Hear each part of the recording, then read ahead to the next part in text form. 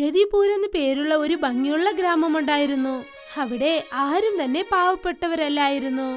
ഒരു ദിവസം ആ ഗ്രാമത്തിന്റെ അതിർത്തിയിൽ ഒരാൾ ജീവിക്കാനായി വന്നു. പിന്നെ അദ്ദേഹം ഒരു ഉടഞ്ഞിരുന്ന വീട് ഉപയോഗിച്ചു. പിന്നെ അദ്ദേഹം ജോലി ചോദിച്ച് ഗ്രാമത്തലവനെ കാണാൻ ചെന്നു. എടാ, ആരാണ്? പുതിയതായിട്ടുണ്ടല്ലോ. എവിടുന്നാ വന്നിരിക്കുന്നത്? ചേട്ടാ, ഞാൻ വന്നിട്ട് അടുത്തുള്ള ഗ്രാമത്തിൽ നിന്നാണ് ഇവിടെ വന്നിരിക്കുന്നത്. ഇപ്പൊ എന്താണെന്ന് വെച്ചാൽ ഇവിടെ തന്നെ നിൽക്കാന്ന് വിചാരിക്കുന്നു. അങ്ങനെയാണോ? പക്ഷെ നീ എവിടെയാണ് താമസിക്കാൻ പോകുന്നത്? മുതലാളി, ഞാൻ നമ്മുടെ ഗ്രാമത്തിന് പുറകിൽ ഒരു പഴയ വീടുണ്ടായിരുന്നു. ഇനി അവിടെ നിൽക്കാന്ന് വിചാരിക്കുകയായിരുന്നു. അങ്ങനെയാണോ? നിനക്ക് ആ പഴയ വീട്ടിൽ തന്നെ താമസിക്കണമെന്ന് വിചാരിക്കുന്നോ? ഒരു പ്രശ്നമല്ല, നീ അവിടെ തന്നെ നിന്നോളൂ. പക്ഷെ നിന്നെ കൊണ്ട് കുറെ വർഷങ്ങളായിട്ട് ഗ്രാമത്തിൽ നിൽക്കാൻ പറ്റില്ല. അതെന്താ മുതലാളി? ഈ ഗ്രാമത്തിലെ ഏതൊരാൾക്കാരും പാവപ്പെട്ടവരല്ല. പക്ഷെ നീയുണ്ടല്ലോ, ഗ്രാമത്തിലെ ആൾക്കാരെ നിന്നെ സമ്മതിക്കില്ലല്ലോ. ആ മുതലാളി, ഞാനിവിടെ വരുമ്പോൾ എൻ്റെ കൂടെ കുറെ സെൽവങ്ങൾ ഞാൻ കൊണ്ടുവന്നിട്ടുണ്ട്. അതുകൊണ്ട് ഞാൻ പാവപ്പെട്ടവനെന്ന് നിങ്ങൾ വിചാരിക്കേണ്ട. ഞാൻ ആ പഴയ വീടിനെ എനിക്ക് ഏറ്റ പോലെ ഞാൻ പുതിയതായിട്ട് മാറ്റിക്കോളാം. പിന്നെ എന്തിനാ നീ എൻ്റെ അടുത്ത് വന്നിരിക്കുന്നത്? ഞാനെന്തോ എൻ്റെ അടുത്ത് നീ ജോലി കേട്ടിട്ട് വന്നാന്ന് വിചാരിച്ചത്. നിങ്ങൾ മനസ്സിലാക്കിയത് ശരി തന്നെയാണ്. ഞാൻ വീട് കെട്ടിയതിന് ശേഷം എനിക്കൊരു ജോലി വേണ്ടിയിരുന്നു. അങ്ങനെ ഇല്ലെങ്കിൽ ഞാൻ ഏതെങ്കിലും ഒരു പുതിയ ബിസിനസ് അങ്ങ് തുടങ്ങണം. അതുകൊണ്ട് ഞാൻ ഇതിനെപ്പറ്റി ചോദിക്കാൻ വേണ്ടി വന്നതാണ്. അങ്ങനെയാണോ? എന്നാ ശരി, മാർക്കറ്റിൽ എനിക്കിന്നൊരു കടയുണ്ട്, നീ അതന്നെ വാങ്ങിച്ചോളൂ. പിന്നെ വീട് കെട്ടാൻ ആൾക്കാരെവിടുന്ന് കിട്ടുക? അവരൊക്കെ നീ ഗ്രാമത്തിൽ നിന്ന് പുറത്താണ് കൊണ്ടുവരേണ്ടത്. നീ ഒന്നും വിഷമിക്കണ്ട. നീ ഇന്ന് ആ വീട്ടിൽ പോയി താമസിച്ചോളൂ. ഞാൻ നാളെ പോയിട്ട് അവരൊക്കെ കൂട്ടിക്കൊണ്ടുവരാം. ശരി മുതലാളി, നിങ്ങൾ പറയുന്ന പോലെ ചെയ്യാം. ഇങ്ങനെ പറഞ്ഞിട്ട് ലച്ചു തന്റെ വീട്ടിലേക്ക് അവിടെ നിന്നും തിരിച്ചുപോയി. എന്നിട്ട് അദ്ദേഹത്തെ നോക്കി തലവൻ ചിരിച്ചു. വൈകുന്നേരമായി. പിന്നെ തലവന്റെ വീട്ടിലേക്ക് രണ്ടുപേർ വന്നു. ഇവിടെ നോക്ക് ലളിത്, മോഹിത്, ഒരു പുതിയ ജോലി വന്നിട്ടുണ്ട്. എന്താണ് ജോലി മുതലാളി? ഈ ഗ്രാമത്തിന്റെ പുറകിൽ ഒരു പഴയ വീടുണ്ട്. അവിടെ ഒരു പുതിയ ആൾ വന്നിട്ടുണ്ട്. അവന്റെ പേര് ലച്ചു. അവൻ്റെ അടുത്ത് കുറേ പണവും ഉണ്ട്. ഒരു പുതിയ കട തുറക്കണമെന്നാ പറയുന്നത്. പിന്നെ കൂടെ തന്നെ ഒരു പുതിയ വീട് കെട്ടണമെന്ന് പറയുന്നുണ്ട്. അപ്പോൾ നിങ്ങൾ എന്താ പറയാൻ വരുന്നത്? ഞങ്ങൾ വീട് കെട്ടണോ? മോഹിത്, പറയുന്നത് മുഴുവനും കേൾക്ക്. അദ്ദേഹം എന്താ പറഞ്ഞത്? അവൻ്റെ അടുത്ത് കുറേ പണം ഉണ്ടെന്നാണ്. ശരിയല്ലേ മുതലാളി? നീയാണ് ശരിയായിട്ട് മനസ്സിലാക്കിയത്. ഓ, അപ്പോൾ ഇതാണോ കാര്യം? എന്നാ പിന്നെ നാളെ അവന്റെ വീട് കെട്ടാൻ നമുക്ക് നാളെ തന്നെ പോയേക്കാം. പിന്നെ വൈകുന്നേരത്തിനുള്ള പണിയും തീർത്തേക്കാം.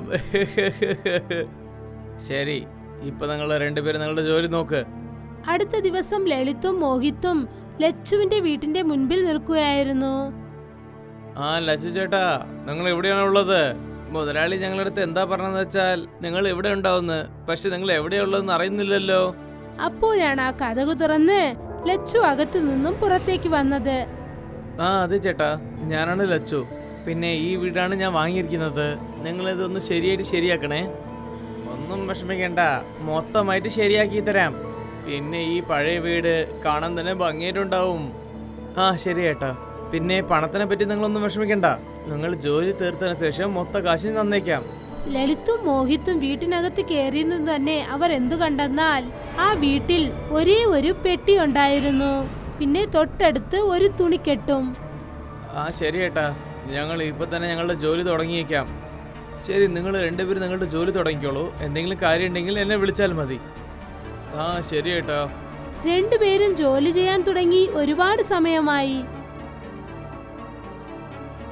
ഭയങ്കര വെയിലായിരുന്നു. അപ്പോൾ ലച്ചു പറഞ്ഞു, ചേട്ടാ, ഞാൻ നിങ്ങൾ രണ്ടുപേർക്കും ഭക്ഷണം കഴിക്കാൻ എന്തെങ്കിലും വാങ്ങിട്ട് വരാം. ആ ശരി ചേട്ടാ, ഞങ്ങൾക്കും വിശക്കുന്നുണ്ട്.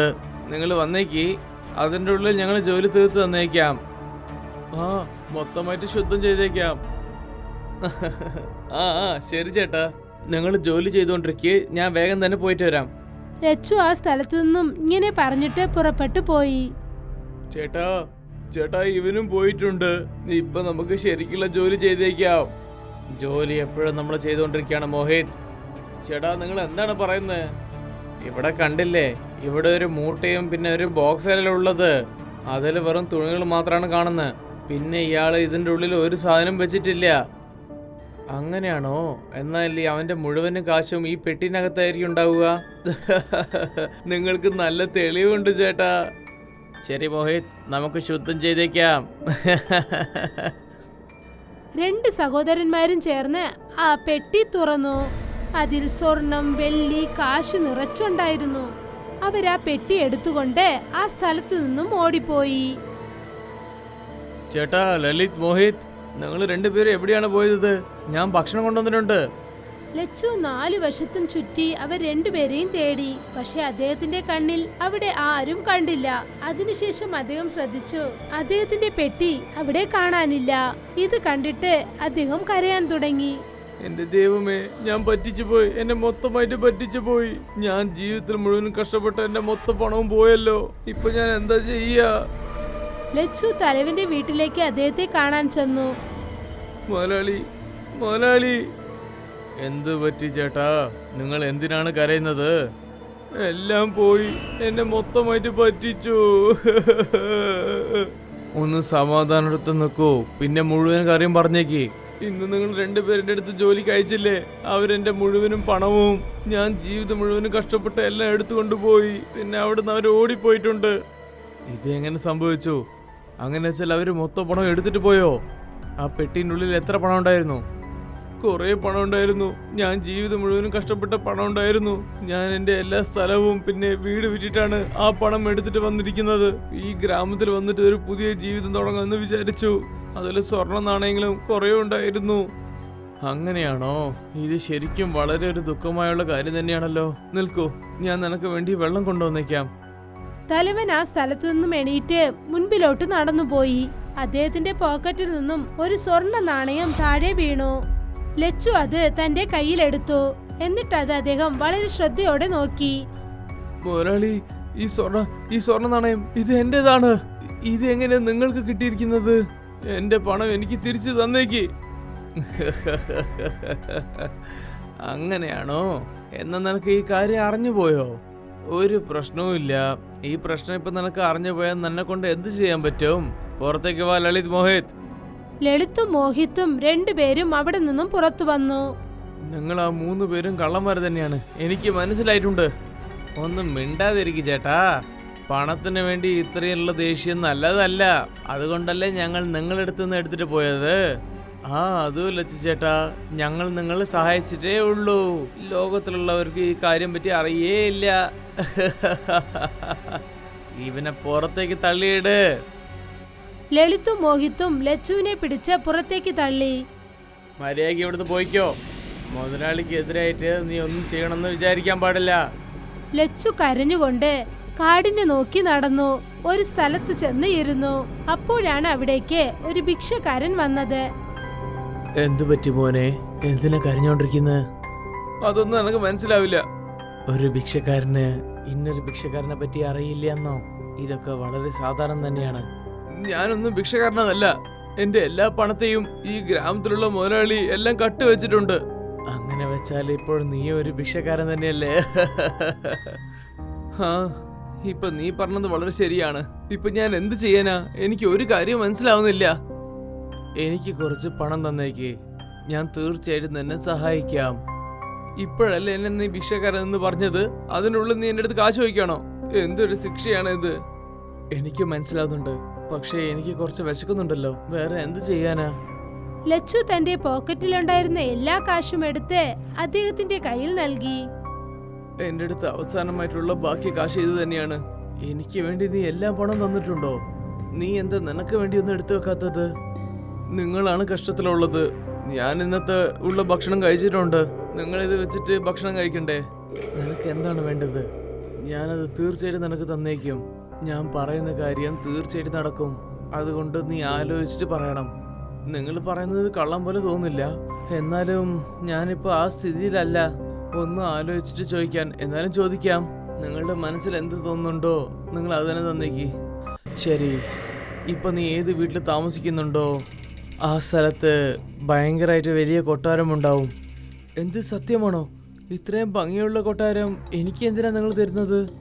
ഞാൻ അതൊക്കെ എല്ലാം വിട്ടിട്ട് പുറത്തു വന്നതാണ് മോനെ. ഞാൻ ആരെടുത്തും ഭിക്ഷയും ചോദിക്കില്ല. ഞാൻ ആർക്കും ഒന്നും കൊടുക്കാനും പോകുന്നില്ല. ദാനമായിട്ട് എന്ത് കിട്ടുന്നുണ്ടോ അപ്പോൾ ഞാൻ ഒരു വാക്കും മിണ്ടാതെ വാങ്ങിച്ചോളും.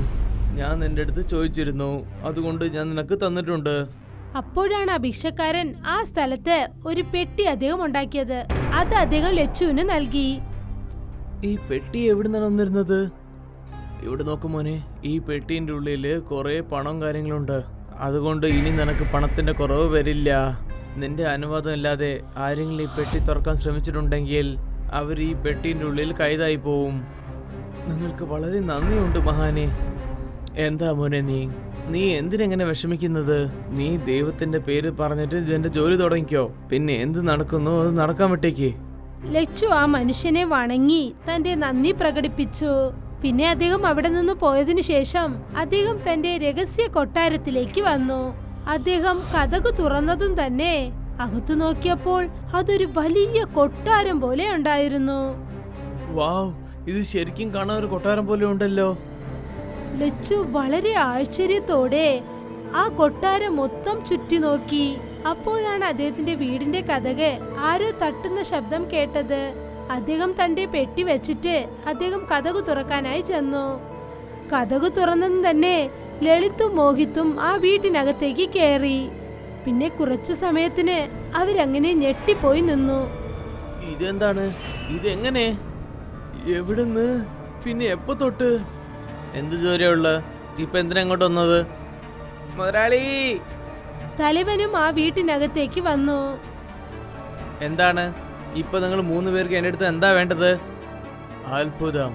അത്ഭുതമായിട്ടുണ്ട് ഈ കൊട്ടാരം. നിനക്ക് എവിടെ നിന്നാണ് കിട്ടിയിരിക്കുന്നത്? നിങ്ങൾക്ക് എന്തിനാ? നിങ്ങൾ നിങ്ങളുടെ ജോലി നോക്കിക്കോളൂ. ഇപ്പൊ എവിടുന്ന് പോയേക്ക്. ഈ വീട് കുറച്ച് ദിവസം ഞാൻ ആക്രമിച്ചിരിക്കാൻ പോവുകയാണ്. പിന്നെ ആ പെട്ടി, പിന്നെ അതെവിടെ കാണുന്നുണ്ടല്ലോ, അതിൽ നീ തീർച്ചയായിട്ടും കുറവും പണയം വച്ചിട്ടുണ്ടാവും. എനിക്ക് നന്നായിട്ട് അറിയാം. അതേ മുതലാളി, നിങ്ങൾ പറഞ്ഞത് വളരെ ശരിയാണ്. കാണാനാണ് അത് ശരിക്കും സാധാരണ പെട്ടി, പക്ഷെ അങ്ങനെയാണ് അവൻ കൊണ്ടുവന്നത്. ഇവന്റെ അടുത്ത് ആ ഒറ്റൊരു പെട്ടി ഉണ്ടാവുന്നല്ലേ വിചാരിച്ചുള്ളൂ. പക്ഷെ ഇപ്പൊ എന്താണെന്ന് വെച്ചാൽ ഇവൻ ഇതുപോലെ ഇന്നൊരു പെട്ടിയും വെച്ചിട്ടുണ്ടോ? ഇത്രയും ഭംഗിയുള്ള ഇത്രയും കൊട്ടാരം എന്നെ പോലുള്ള ഒരു മുതലാളിക്കാണ് വെച്ചിരിക്കുന്നത്. പിന്നെ ഈ പെട്ടി ഈ മുതലാളിക്ക് വേണ്ടിയല്ലേ വെച്ചിരിക്കുന്നത്. എന്റെ പൊന്നോ. ശരി, നമുക്കിത് തുറന്നു നോക്കാം മുതലാളി. വേണ്ട, ഇത് നിങ്ങൾ തുറക്കണ്ട. ഇത് എന്നെ കൊണ്ട് മാത്രമേ തുറക്കാൻ പറ്റുള്ളൂ. വേറെ ആരെങ്കിലും ഇത് തുറക്കാൻ ശ്രമിച്ചിട്ടുണ്ടെങ്കിൽ പിന്നെ എന്താ സംഭവിക്കുന്ന അറിയില്ല. ഞങ്ങളെ കണ്ടാൽ എന്താ മണ്ടന്മാര് പോലുണ്ടോ? ലച്ചു പറഞ്ഞത് കേൾക്കാതെ തലവൻ, ലളിത് പിന്നെ മോഹിത് ആ പെട്ടി തുറന്നു. അവരാ പെട്ടി തുറന്നതും തന്നെ അത് അവർ 3 പേരെയും പെട്ടിക്കകത്താക്കി. ലച്ചു അവർ 3 പേരെയും നോക്കിക്കൊണ്ട് നിന്നുപോയി. അതിനുശേഷം പേടിച്ച് അദ്ദേഹം ആ പെട്ടി തുറന്നു നോക്കി. ആ പെട്ടിയിൽ സ്വർണം, പണം, വൈരം, വൈഡൂര്യം നിറഞ്ഞിരുന്നു. പിന്നെ അവർ 3 പേരും എവിടെ ചെന്നു? അതിനെക്കുറിച്ച് ഒരു വിവരവും അറിയില്ല. അന്നു മുതൽ ലച്ചു ആ രഹസ്യ കൊട്ടാരത്തിൽ ജീവിച്ചു വന്നു.